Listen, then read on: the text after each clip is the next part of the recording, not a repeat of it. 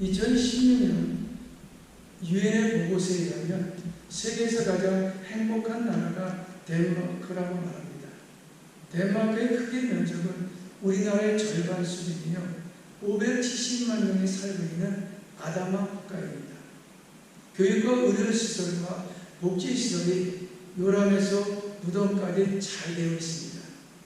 덴마크가 이렇게 세계에서 가장 행복한 나라라고 추론할 수 있었던 것은 덴마크 사람들의 가족을 누구보다 소중하게 생각하며 부모와 자녀, 부부의 삶 가운데 감사함이 늘 몸에 배어있기 때문이라고 말하고요.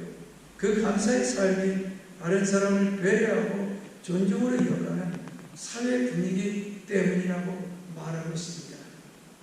5월은 가정의 날입니다. 가정의 날 둘째 주일을 맞이하여 서로 감사하는 자가 되라는 말씀을 가지고 함께 은혜를 나누고자 합니다. 본문 골로새서 3장 15절의 말씀입니다. 그리스도의 평강이 너희 마음을 주장하게 하라. 너희는 평강을 위하여 한 몸으로 부르심을 받았나니 너희는 또한 감사하는 자가 되라는 것입니다. 너희는 또한 감사하는 자가 되라. 감사하는 일이 있을 때마다 감사하는 말을 하는 것이 아니라 감사하는 자가 되라는 것입니다. 우리는 무엇 때문에 이 가정의 날, 이 감사하는 자가 되어야 합니까? 먼저요, 자식에게 부모는요, 감사하는 자가 되라는 것입니다. 왜 감사하는 자가 되어야 합니까? 시편 127편 3절 말씀을 보니까요, 보라, 자식들은 여호와의 기업이요 태의 열매는 그의 상급이로다 그랬어요. 자식은 하나님이 주신 기업이요 상급이기 때문에 그렇습니다. 자녀들은요, 하나님께서 부모에게 상으로 복으로 주신 것이지 짐으로 절대 주신 것이 아니라는 것입니다. 여러분요, 상을 받으면 어떻게 합니까? 상장을 받으면요, 집 벽에 걸어놓기도 하고요, 상패를 받으면 진연장을 놓기도 합니다. 그런데 그보다 더 큰 국가에서 받은 특별한 훈장을 받았을 때, 아니면 메달을 받았을 때, 여러분 가정의 센터에 그 벽에 걸어놓고요, 오고 가는 사람마다 자랑을 하지 않습니까? 그런데요, 하나님께로 받은 그 엄청난 자녀라는 그 상을 받았음에도 불구하고 여러분 자랑할 줄 모른다는 것입니다. 그래서요, 자신은 여호와께서 주신 기업입니다. 기업이라는 말, 히브리어 말을 인용을 하면 나렛이라는 뜻을 가지고 있는 이 히브리어 말은요, 한시적으로 위탁된 그런 위탁물 또는 소유 재물을 의미합니다. 즉 자식은요, 하나님이 부모인 우리에게 맡겨주신 재산인 것입니다. 그래서 근원적으로 볼 때 자식은요, 부모가 아니라 하나님이라는 것이죠.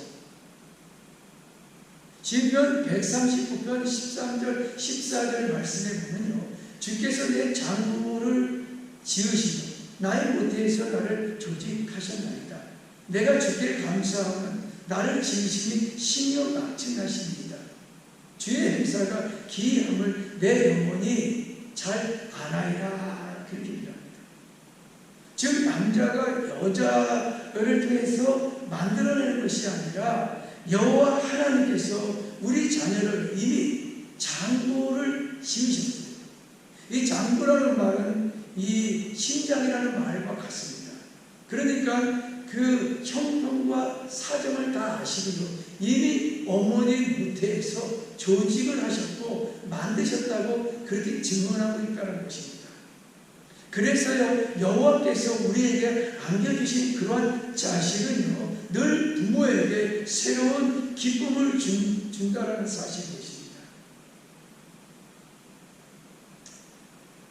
우리는요, 보통 부모가요, 자식에게 준 은혜만을 우리는 생각합니다. 그러나 자식이요, 부모에게 주는 은혜도요, 결코 적지 않다는 거예요.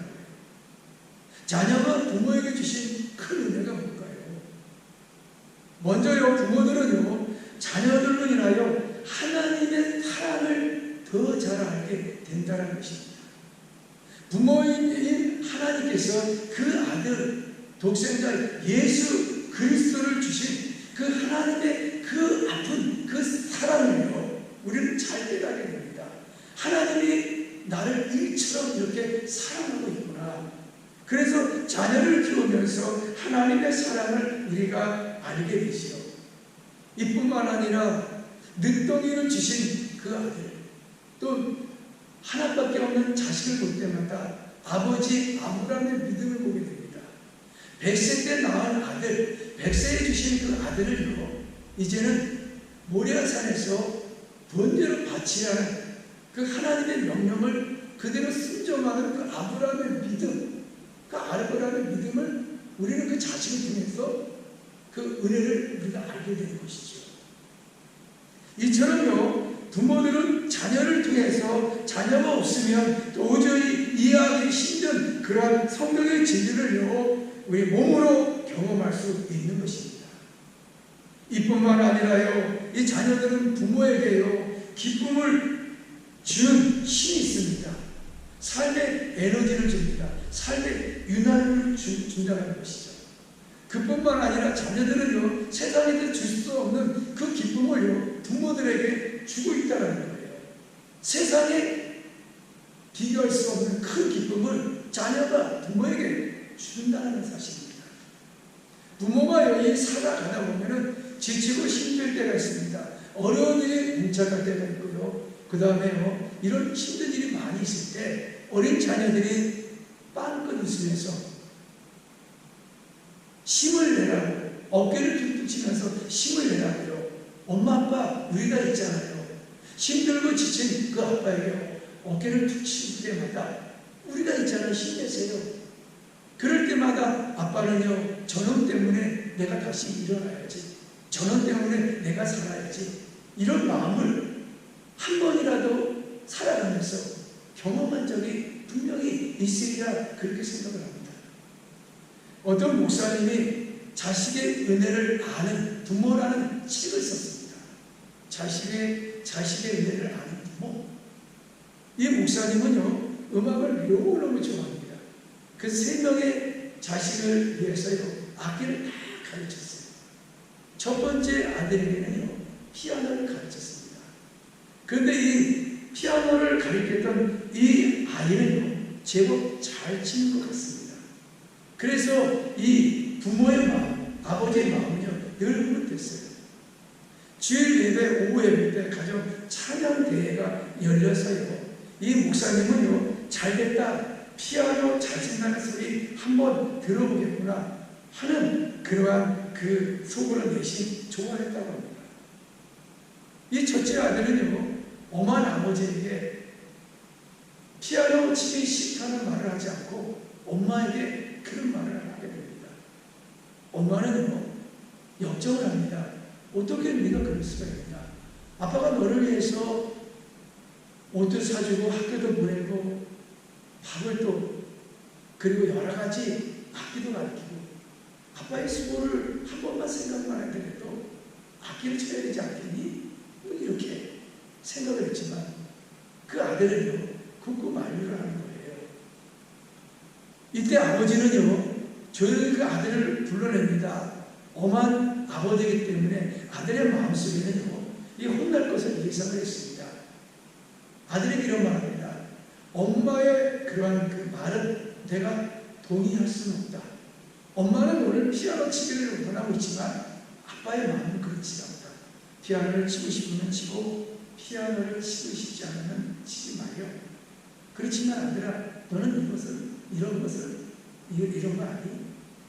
너가 처음 엄마가 너를 임신했을 때 아빠의 마음은요, 얼마나 흥분된지 너는 알고 있니? 아빠가 너무 기뻤어. 너 아들을 낳기 이전에 너의 이름을 부열이라고 이름을 지었단다. 아비 문자에다가 기쁨이다. 부열이라는 이름을 지었다. 우리 아들아, 너 또 이것도 알고 있지 않니? 버스 정류장에서 내려서 집까지 가는 거리가 약 10분 정도 거리가 있지 않니? 빠르게 걸으면 5분이고 늦게 걸으면 10분 알지 않니?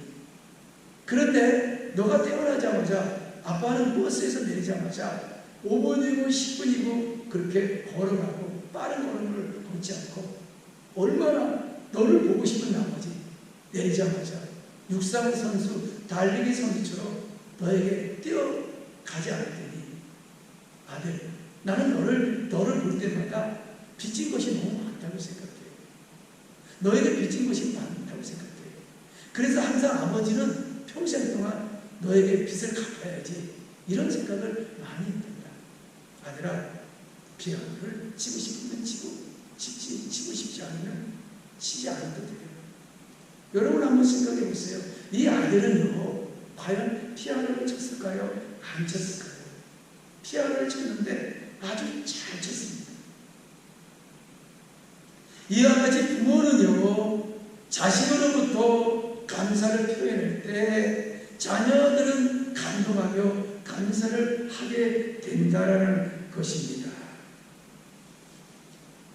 여러분, 자녀들을 볼 때 여러분은 어떤 생각을 갖고 있습니까? 자녀를 볼 때마다 기쁨이 막, 감동이 막 흥분이 됩니까? 어휴 내 자식, 어휴 내 아들, 어휴 내 딸, 공주, 왕자 흥분이 됩니까? 아들을 볼 때마다 희망이요, 비전이요, 기쁨이요, 축복이요 이렇게 생각을 합니까? 아들을 볼 때마다, 자녀를 볼 때마다 나는 하나님께 빚진 자입니다. 하나님께서 이렇게 귀한 아들, 귀한 딸을 주신 것 제가 너무 감사해요. 하나님 그 빛을 내가 갚을 수가 없어요. 자녀를 볼 때마다 내가 너에게 빚진 자다. 내가 너에게 어떻게 갚을 수가 있겠니? 그런 생각을 여러분 들지는 않습니까? 지난 5월 5일 한국에서요, 어린이날 며느라이와 아들이 전화를 했습니다.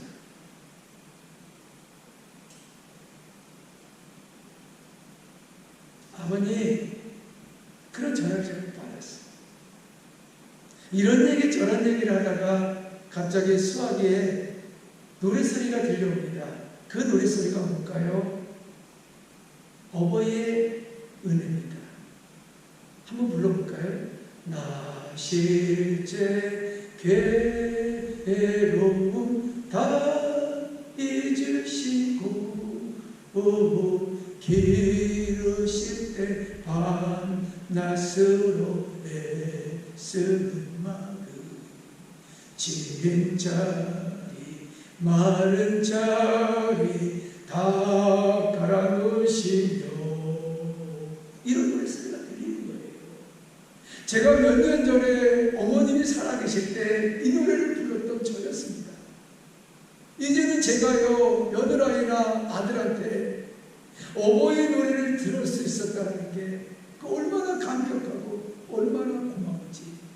며느라이도 잘 들었고요, 또 우리 아들이 참 고맙고 잘 자라나서 이렇게 빚졌는데 또 이렇게 감사한 마음이 이렇게 들 수 있었다는 그 기쁨의 마음이요, 얼마나 기뻤는지. 그러면서 마지막에 우리 아들에게 며느라이 고맙다, 감사하다. 너희들이 신앙의 믿음으로 성장하고 여호와를 경외하는 그 가정이 되고 부모에게 자랑이 되고 부모의 기쁨이 되고 다음 세대에 선한 영향력 있는 글로벌 리더로 떠받기 위해서 지금 자라가고 있는 그 모습을 바라볼 때마다 문득 스바나의 신앙 고백이 머리에 가슴에 깊숙이 스며들기 시작을 합니다. 여러분, 스바냐 3장 17절에 스바냐가 고백을 하는 신앙 고백이 뭘까요? 너희 하나님 여호와가 너희 가운데서 계시니 그는 구원을 베푸실 전능자이시라. 그가 너로 말미암아 기쁨을 이기지 못하시며 너를 잠잠히 사랑하시며 너를 만나며 즐거이 부르며 기뻐하시리라 하시리라 그랬어요. 하나님께서는 우리 아버지십니다. 하나님 아버지께서 우리를 바라볼 때마다 생각할 때마다 기쁨을 이기지 못해요. 즐거운 마음이 입속으로 가득 차기 시작합니다. 사랑의 마음이 잠잠하며 계속해서 흘러갑니다. 여러분과 저도요, 여러분의 아들 보고 여러분의 딸을 바라볼 때마다 기쁨을 이기지 못하고 즐거움의 마음속에 끊임없이 불타오르게 되고 이 사랑의 마음의 전율이 찌릿찌릿 흐르지 않습니다. 여러분, 이제 자녀에게 우리는 빚을 졌습니다. 자녀를 볼 때마다 희망과 비전과 미래를 보고 있지 않습니까? 여러분, 자녀를 인하여 기쁨을 이기지 못하는 우리 성도들 되기를 주님의 이름으로 축원해드립니다. 두 번째는요, 부모에게 감사하는 자녀가 되는 것입니다. 자녀에게 감사하는 부모, 부모가 부모에게 감사하는 자녀가 되는 거예요. 여러분요, 자식이요, 부모에게 감사하는 자녀, 자녀가요, 부모에게 감사할 수밖에 없어요. 뭐 한 가지를 얘기해도 나를 낳아주신 분이 바로 부모님이십니다. 뭐 그것으로 끝나는 건가요? 아니라는 거죠. 부모님은 항상 우리의 삶의 우선순위가 부모가 아니라 바로 자녀라는 것이죠. 자녀가 바로 내 편이 되는 겁니다. 자녀의 편이 된다는 거예요. 자녀가 살아가면서요, 뭐 어려운 일들이 얼마나 많았겠습니까? 사랑하는 친구들도 있었고 또 하는 일마다 잘 되는데 갑자기 힘든 일이 겪을 때마다, 어려움이 겪을 때마다 사람에게 상처를 받아요. 그렇게 지났던 친구들이 어느 날 자기를 배신하고 음모하고 말이죠. 시기하고 질투하고 전화를 걸 때마다 전화를 안 받거나 메시지를 줄 때마다 메시지에 답장이 없습니다. 얼마나 자녀들이요, 힘들어하고 또 어렵게 살아가고 있습니까? 그런데 부모는요, 자식이요, 힘들어든 실수를 하고 부족해도 어려움을 당하도요, 부모는요 항상 누구 편입니까? 자녀 편이라는 것이죠. 우리가 살아가다 보면 아니 성장 과정을 돌이켜보면요, 자녀들이 말이죠, 밖에 나가서 뭐 싸움을 했습니다. 뭐 싸움을 해서 이길 때가 있고 질 때가 있어요. 피해자가 될 수 있고 가해자가 될 수가 있어요. 그런데요, 가해자가 됐을 때 뭐 어떻게 뭐 때렸는데 뭐 피해를 입었어요. 그러면 어떻게 합니까? 부모는 당당하게 가지 않습니다. 오히려요, 상대방을 향해서요, 무릎을 꿇고 사죄를 합니다. 용서해달라고. 제가요, 자녀를 잘못 키워도 그렇다고 아주 속죄를 하는 것처럼 느껴집니다. 뿐만 아니라 학교를 다닐 때 공부를 못하거나 또 친구들과 또 뭐 사이좋게 지내지 못해서 호출을 당할 때 부모는 죄인의 모습으로 선생님 앞에 다가가서요, 용서를 비는 모습을 보게 됩니다. 이것이 뭘까요? 바로 부모는요, 자식의 편이기 때문에 그래요. 뿐만 아니라요, 자식을 위해서 목숨을 겁니다. 자식을 위해서 자기 목숨을 거는 분이 바로 부모님이십니다. 부모님밖에 없어요. 무슨 뜻입니까? 세상에서 자식을 가장 사랑하는 것이 입증되는 것이 바로 부모라는 것이에요. 부모는요, 자녀를 위해서 사랑한다는 증거가 뭡니까? 바로 자식을 위해서 목숨을 걸 수 있는 분이라는 것입니다. 사랑하는 한계가족 여러분, 이제라도 늦더라도요, 부모님이 생전에 계실 때 무조건 효도하시기 바랍니다. 그런 성도님 되시기를 주님의 이름으로 축원해 드립니다. 세 번째는요, 아내가 남편에게, 남편이 아내에게 서로 감사하면 자가 되는 것입니다. 부부는요, 서로 감사하면서 살아가기 위해서요, 하나님이 창조하셨어요. 그래서요, 부부는 한 몸이요, 한 지체라는 것입니다. 한 거지가요, 한 거린이요, 혼자요, 이 길을 지나가다가 아마 등이요, 굉장히 가벼웠던 모양입니다. 뭐 혼자서는 이 등을 긁을 수가 없으니까. 그러다가요, 그 마을에서 존경을 받던 그 랍비 집 앞에 그 기둥에서요, 아마 이 거린이요, 등을 이렇게 긁기 시작합니다. 얼마나 시원했겠어요. 그런데 그 광경을 정원에서 본 랍비가요, 그 거지를 불러냅니다. 그리고 집으로 초대합니다. 그리고 먹을 것도 주고요, 옷을 입히고요, 목욕도 시킵니다. 그리고 돌려보냅니다. 그 소문이요, 거지들 사이에 소문이 소문이 나기 시작합니다. 어느 날 거지 부부가요, 똑같이 랍비의 집 문 앞에 가서 기둥에 가서요, 서로가요 기둥을 등에 대고 서로가요 이 등을 긁어대기 시작을 합니다. 아마 그 소리가요 얼마나 큰 소리인지, 그 아마 랍비 집안의 소리가 들리기 시작해요. 그래서 랍비가요 문을 확 열더니 그 부부들을 향해서요 호통을 칩니다. 아니 어디 할 데가 없어서 내 집 앞에서 이 등을 그렇게 호통을 칩니다. 그럴 때 이 두 분은요 였다 싶어서 이런 얘기를 합니다. 아니 어제는 그 거린 사람에게 옷도 주고요 먹을 걸 줬는데 왜 우리를 이렇게 풍전박대시킵니까? 이 불공평할 수가 있습니까? 그랬더니 랍비가 대답을 합니다. 그건 자네도 몰라서 그런 거야. 이제는 그 거지는 혼자서 거지는 혼자서 살아가니까 등이 가려워도 누가 긁어줄 사람이 없어서 그런 거야. 그런데 내가 보니까 너희는 부부 아니니? 부부는 서로가 등을 긁어주면서 살면 되지. 왜 하필이면 난리를 치는가 하면서 쫓아냈다라고 합니다. 여러분, 부부는요 등을 긁어주는 관계입니다. 부부는요 살면서 등을 긁어주고 서로 의지하고 서로 격려하고 서로 힘을 줘야 됩니다. 그래서 하나님께서 부부를요 돕는 배필이라고 그렇게 말씀하셨습니다. 사람이요 죽음 앞에 두고 가장 후회하는 것이 있다면 무엇일까요? 세상에 살아갈 때 좀 더 땅을 좀 넓게 살 것, 좋은 차를 살 것, 좋은 집을 살 것. 죽음을 눈앞에 둔 사람들에게는요 이런 말을 하기보다는 이런 말을 하죠. 좀 더 아내를 더 많이 사랑했을 것, 좀 더 남편을 더 사랑했을 것, 부모를 더 사랑하고 자식을 더 사랑했을 것, 가족과 함께 시간을 더 많이 지켰으면 좋을 것, 뭐 이렇게 생각을 했다는 것입니다. 여러분요 후회하면 소용이 없습니다. 있을 때 잘 하시기 바랍니다.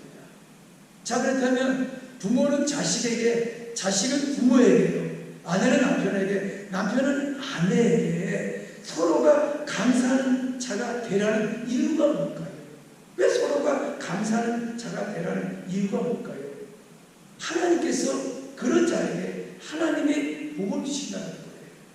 그 복이 뭘까요? 오늘 읽었던 골로새서 3장 15절의 말씀을 다시 한번 공독해 보겠습니다. 그리스도의 평강이 너희 마음을 주장하게 하라.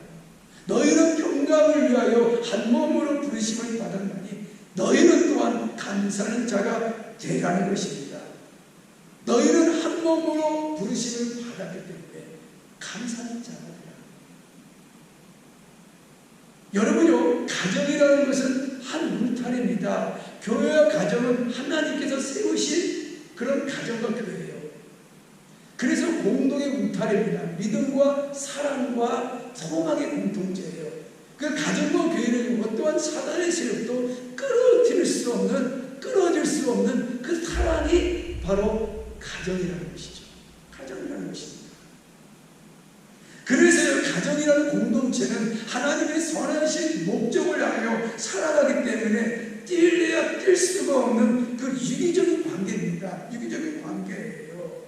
그 유기적인 관계에서 하나님의 비전과 하나님의 타령을 이루기 위해서는 가정들이 서로 감사하면서 협력하면서 의지하며 살아가는 것, 그게 하나님의 뜻이에요. 그래야 할 때 하나님께서는 그리스도의 그러한 평강을 우리가 얻게 되는 것입니다. 그래서 그리스도의 평강이 너희 마음을 주장하게 하라. 어떨 때요? 서로가 감사할 때 그리스도의 마음이 너희 마음을 주장하게 한다는 것입니다. 여러분이요 서로가 감사할 때 근심의 걱정이 사라지고요 그 대신 그리스도의 평강이 우리 마음을 주장하게 됩니다. 하나님께서 우리에게 주시는 최고의 복이 바로 평강의 복입니다. 민수기 6장 26절에 보니까 모세가 제사장들에게 축복 기도를 가르쳐주고 있는데요, 민수기 6장 25절의 말씀을 보니까 여호와의 그 얼굴을 내게로 향하여 대사 평강 주기를 원하노라 그랬어요. 그러면요, 모세는 제사장들에게 평강을 빌어주라고 가르치고 있습니다. 시편 29편 11절의 말씀을 보면 여호와께서 자기 백성에게 힘을 주시며 여호와께서 자기 백성에게 평강의 복을 주시리로다 그랬습니다. 여러분, 부모는 자식에게 빚을 졌기 때문에 감사해야 돼요. 자식은 부모에게 빚을 졌기 때문에 감사해야 되고, 아내는 남편에게, 남편은 아내에게 빚을 졌기 때문에 서로 감사할 때 주어지는 하나님의 복은 평강의 복이라는 거예요. 평강의 복. 하나님께서 평강의 복으로 채워주신다는 것입니다. 이 평강의 복은요, 평안을 뛰어넘는 총체적인 축복을 성경은 의미하고 있다는 거예요. 왜입니까? 예수님은 평강의 왕으로 이 땅에 오셨다는 거예요. 그래서요, 평강의 새로운 신앙생활에 있어서 가장 출발선이 평강입니다. 이 평강 안에는 번영이 있고요, 축복이 있고요, 자유가 있고요, 건강이 있고요, 안정이 있습니다. 다양한 의미를 갖고 있기 때문인 것입니다. 그러므로 감사하는 자가 되면 5만 가지의 평강의 복으로 가득 차게 되어진다는 거예요. 말씀을 마치려고 합니다. 하나님은요, 자녀된 우리를 사랑하셨어요. 하나님의 사랑이 이처럼 사랑한 것이 확증이 되셨습니다. 그 아들 예수 그리스도는 십자가에 못 박혀 죽으시기까지 우리를 사랑하셨어요.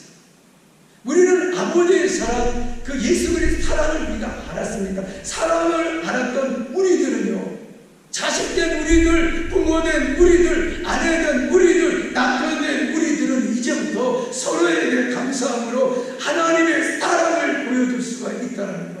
성부 하나님, 성자 하나님, 성령 하나님이 세상 끝날 때까지 항상 우리와 함께 하심으로 인하여 그 사랑으로 인하여 넉넉히 서로에게 감사하게 살 수 있게 되는 것입니다. 한 주간도요, 부모님에게, 자녀에게, 남편과 아내에게 내 옆에 계신다면 감사하라고 표현하시기 바라고요.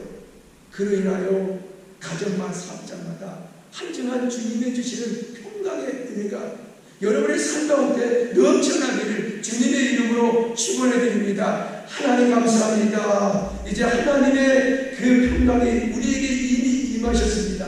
그 평강의 복으로 한 주간 승리하며 살아가는 복된 삶이 되게 하여 주시옵소서. 이제는 우리 주 예수 그리스도의 은혜와 하나님 아버지의 극진하신 사랑과 성령님의 감화감동 교통하심이 오늘도 서로 감사하며 사는 자가 되기 위해서 부모는 자식에게, 자식은 부모에게, 또 아내는 남편에게, 남편은 아내에게 서로 감사하면서 살아가기를 다짐하고 돌아가는 우리 난리 하늘교 성도들 머리 위에, 가정과 직장 사업장 머리 위에, 민족과 열방 세계 머리 위에, 이들로부터